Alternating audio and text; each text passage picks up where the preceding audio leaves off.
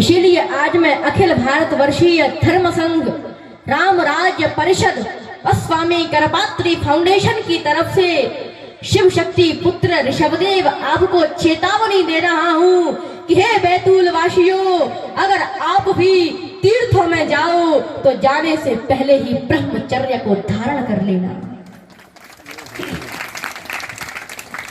अगर आप वृंदावन में जाएं तो जाने से पहले ही ये संकल्प ले लेना कि वृंदावन की जितनी भी स्त्रियां हैं वे स्त्रियां नहीं, वे राधा और गोपियां हैं, और जितने भी पुरुष हैं वो पुरुष नहीं, वे भगवान श्री कृष्ण हैं। अगर आप ऐसी भावना लेकर वृंदावन में जाओगे तो वृंदावन के कण कण में मेरे राधा माधव का दर्शन कर लोगे।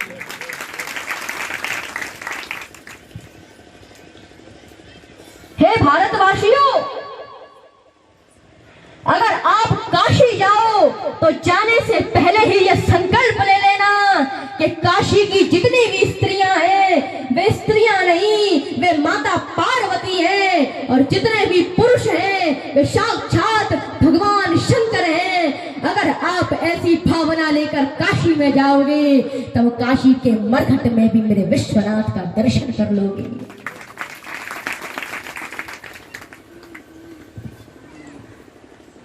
परंतु आजकल हमें तीर्थों से घृणा क्यों होने लग गई है? क्योंकि भोगी और व्यभिचारी लोगों ने तीर्थों को अय्याशी का अड्डा बना दिया है। पहले तो बुजुर्ग लोग पवित्र नियत लेकर जाते थे तीर्थों में, लेकिन अब लड़का लड़की सैर करने के लिए जाते हैं तीर्थों में, घूमने के लिए जाते हैं तीर्थों में। परंतु ध्यान रखना, जो लोग तीर्थों में जाकर भी व्यभिचार करते हैं, माँ बहन बेटियों के साथ बलात्कार करते हैं, तो वो अपने सच्चे बाप की औलाद नहीं, और उसे इस भारत में रहने का भी कोई अधिकार नहीं है।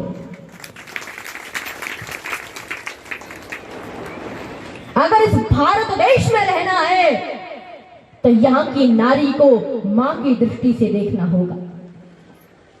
चाहे वो हिंदू की नारी हो, चाहे वो मुस्लिम की नारी हो, चाहे वो सिख की नारी हो, और चाहे वो ईसाई की नारी हो। क्यों? क्योंकि नारी नारी ही होती है। जो लोग नारी को मां नहीं कह सकते वो सच्चे हिंदुस्तानी नहीं हो सकते। क्योंकि हम और आप जिस देश में रहते हैं, इस देश को भी भारत मां कहकर बुलाते हैं। कोई ये नहीं कहता भारत पिता की जय। अगर इस भारत का जयकारा लगाना है तो यही बोलना पड़ेगा, भारत माता की जय, भारत माता की जय, भारत माता की जय, वंदे मातरम, वंदे मातरम, वंदे।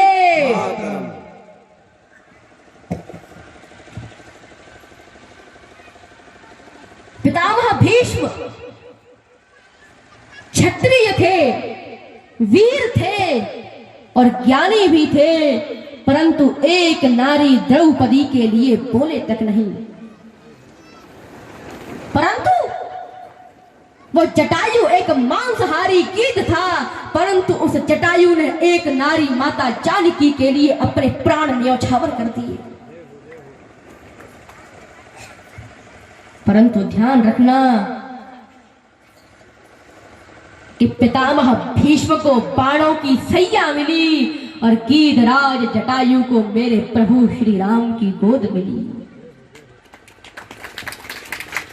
भीष्म के प्राण बाणों की सैया पर निकले, परंतु गीधराज जटायु के प्राण मेरे राम की गोद में निकले।